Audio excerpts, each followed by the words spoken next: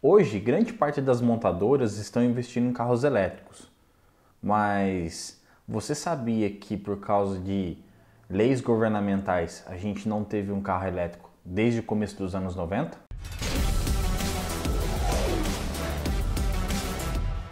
Fala meus queridos, tudo bem com vocês? Hoje a gente vai ver um pouquinho sobre carros elétricos, de como essa tecnologia já podia estar disponível antes mesmo de ter esse boom e de novas leis para emissões de poluentes, principalmente nos países europeus, estarem tão desenvolvidas.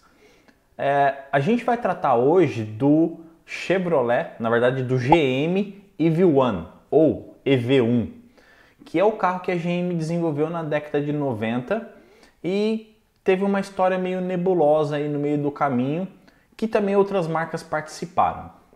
Eu sei que aqui no Brasil teve o Gurgel com o Itaipu e tudo mais, mas por ser um fabricante brasileiro, vamos fazer um capítulo à parte. Então a história do Gurgel e do Itaipu a gente vai fazer em vídeos separados. Como está no card do próprio vídeo, hoje a gente vai tratar somente do GM EV1. Isso começou lá em janeiro de 1990. Teve um show chamado LA Auto Show, ou seja, Los Angeles Auto Show. O presidente da GM, o Roger Smith, ele apresentou o Impact. Em 18 de abril de 1990, ou seja, uns 4 meses depois aí do Los Angeles Auto Show, a GM, em parceria com a Hughes Electronics, anunciou que o Impact se tornaria um veículo de produção, podendo atingir 25 mil unidades. Impressionado com a viabilidade do projeto e com o que a GM estava jogando no mercado, lá o pessoal estava aceitando bem, o California Air Resources Board, CARB, adotou uma estratégia ousada. O que ela fez? Ela juntou todos os 7 fabricantes de automóveis da Califórnia e fez a seguinte meta para que eles pudessem atingir para poder reduzir ali a emissão de poluentes, principalmente na região de Los Angeles. Então, deveria ser o quê? Ela deveria não só reduzir as emissões, como alguma porcentagem da frota deveria ter veículos que não emitissem nada. E foi as seguintes porcentagens: 2% em 1998, 5% em 2001 e 10% em 2003. Isso para que uma montadora vendesse o veículo na Califórnia. Se ela não atingisse essas porcentagens faladas, elas não poderiam vender os veículos naquele estado dos Estados Unidos. E principalmente o que motivou isso aí, que dos 50 estados americanos na época, a Califórnia era que tinha o pior desempenho em questão de poluição, ou seja, era o estado mais poluído dos Estados Unidos. Então esse conselho, o CARB, ele pegou e falou, não, é isso aqui e pronto. Então todos os membros da Associação Americana de Fabricantes de Veículos, junto com a Toyota, Nissan e a Honda, desenvolveram protótipos para os seus veículos elétricos. Em 1994, a GM fabricou 50 Impacts. Esses protótipos eles foram emprestados a pessoas comuns. Lógico que foi por sorteio. E o que aconteceu? Elas ficariam com o carro por 2 semanas e a condição seria que ela deveria ter uma estação de recarga em casa.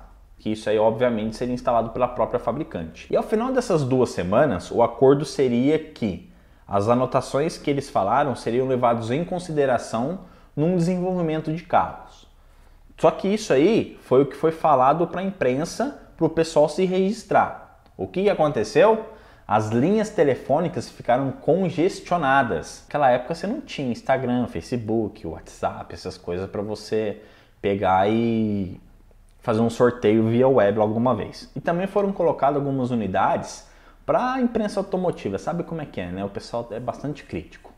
O pessoal da revista Motor Trend disse a seguinte frase: o Impact é precisamente uma daquelas ocasiões em que a GM prova, sem sombra de dúvida, que sabe como construir automóveis fantásticos. Esse é o único veículo elétrico do mundo que se dirige como um carro real. Várias revistas falaram bem do carro, como a entrega de potência, que era linear, né, que é uma das características do motor elétrico. Você consegue entregar ela de forma contínua caso esteja programado. E um impact modificado para andar lá no deserto de Bonneville atingiu 295 km por hora, batendo o recorde para qualquer tipo de carro elétrico. Esses 50 carros que foram distribuídos para a empresa automotiva e para algumas pessoas foram destruídos, não existem mais. Só que ela continuou o desenvolvimento do projeto, então uma evolução do Prevail saiu em 1996, o GM EV1. E não foi utilizado o que o pessoal fala que são subsidiárias.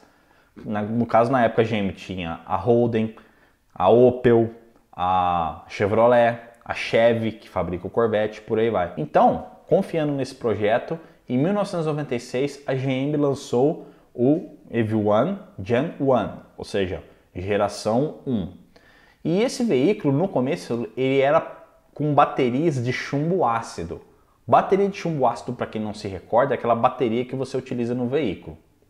Bateria de você dar partida e tudo mais.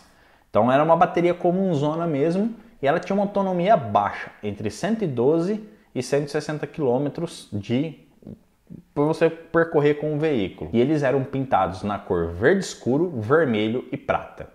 No contrato, quem se dispôs lá naquelas ligações lá que ficou tudo, digamos assim, congestionado, porque na época não tinha WhatsApp, lembra-se disso, foi sorteado, que foi por sorteio, tinha que ter estação em casa, tudo mais.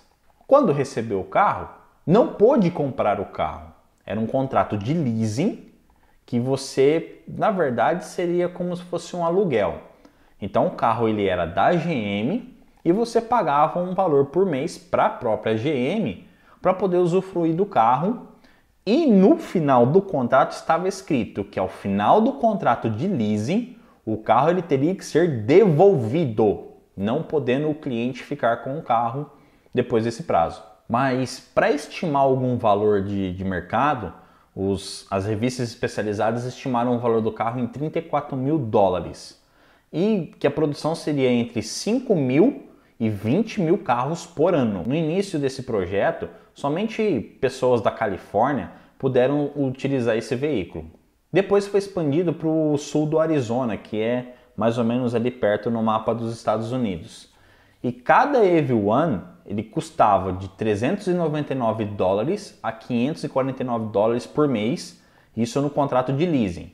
Então você estava andando com o carro assim todo mês pagar o leasing do carro, então era tomado. O lançamento foi uma coisa estrondosa de mídia, foi coisa de 8 milhões, aparecendo no filme Daylight do Sylvester Stallone, outdoor, propaganda em horário nobre, enfim, foi um escarcéu. Primeiros locatários incluíram celebridades, executivos e políticos. Para o ano modelo de 1999, ou seja, veículos fabricados no final de 98, modelo 99, o Geração 2 incluía uma nova bateria e melhores custos de produção.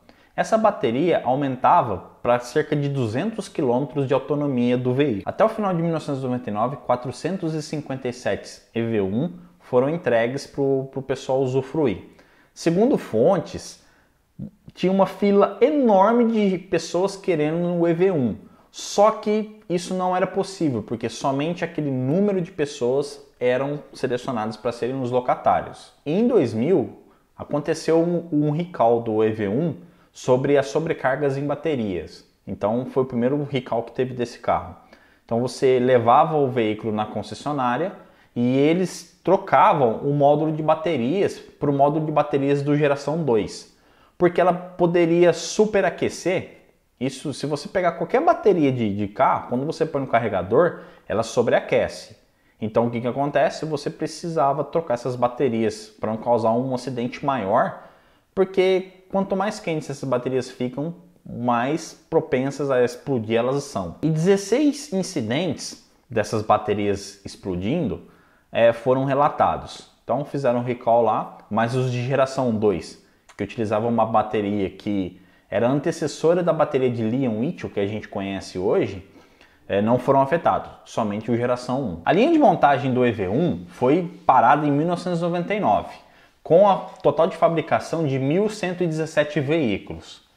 É aí que o caldo começou a entornar, porque o CARB ele resolveu cortar aquela lei de emissão de poluentes que eu falei no começo do vídeo.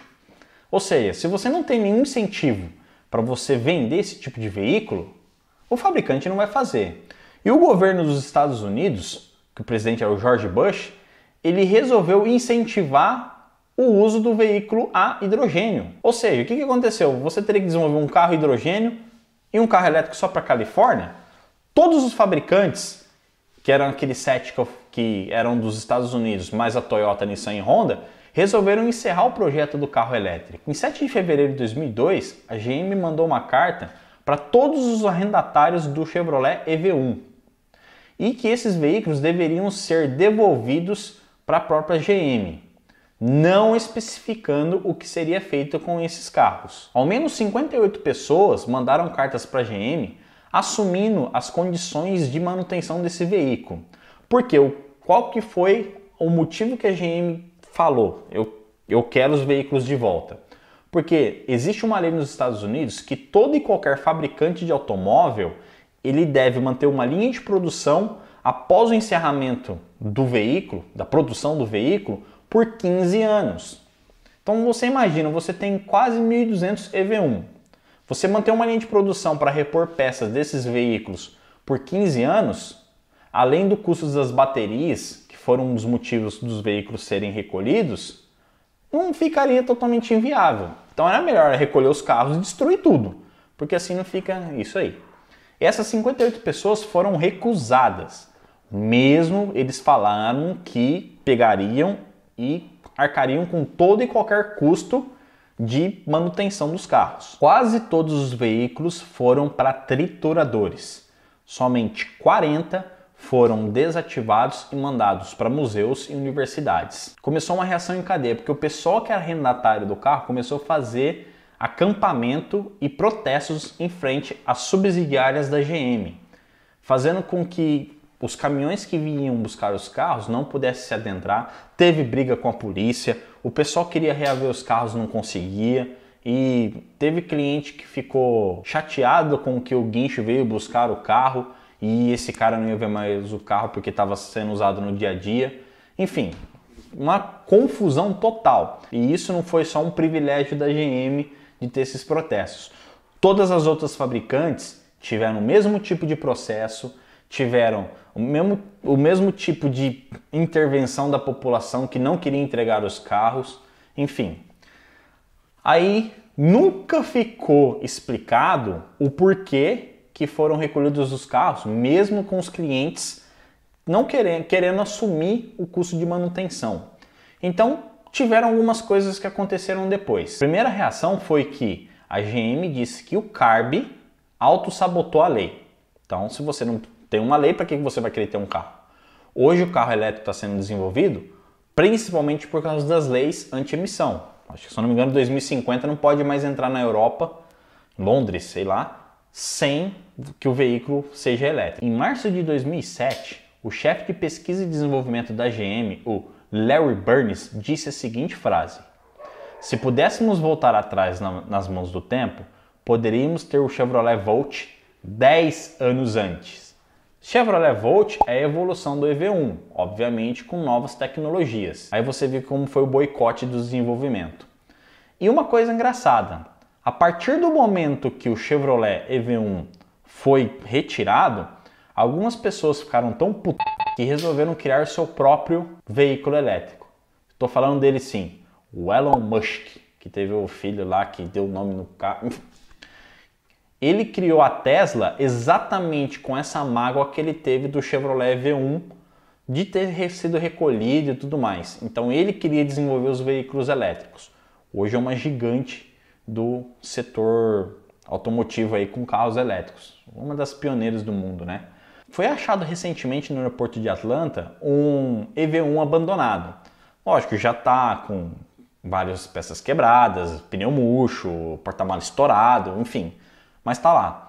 É até engraçado, né? Porque a GM achou todos os Chevrolet V1 e recolheu. Alguém deve ter escondido no aeroporto e, sei lá, a pessoa deve ter morrido e esse carro ficou por lá. Recomendo fortemente que vocês assistam o documentário Quem Matou o Carro Elétrico. Nesse documentário é falado muita coisa sobre como que, se não há leis para você ter novas normas de emissão e novas tecnologias, os veículos iam continuar tendo carburadores e mais problemas de saúde. Então, para você ver que, se não tiver lei incentivando, o desenvolvimento nunca chegará a níveis para zerar as emissões de poluentes. E a gente vai ficando cada vez mais doente sem saber o motivo. Se você gostou desse vídeo, assiste os outros vídeos das polêmicas automotivas. Vou deixar um card aqui do lado, na qual tem uma playlist com vários vídeos contando as histórias de outras coisas que aconteceram na indústria e causaram grande polêmica, igual aconteceu com o Chevrolet V1. Se você gosta do nosso trabalho, não se esquece, deixa seu like e se inscreve no canal para a gente poder crescer um pouquinho mais e trazer novas histórias para vocês. Valeu, um forte abraço!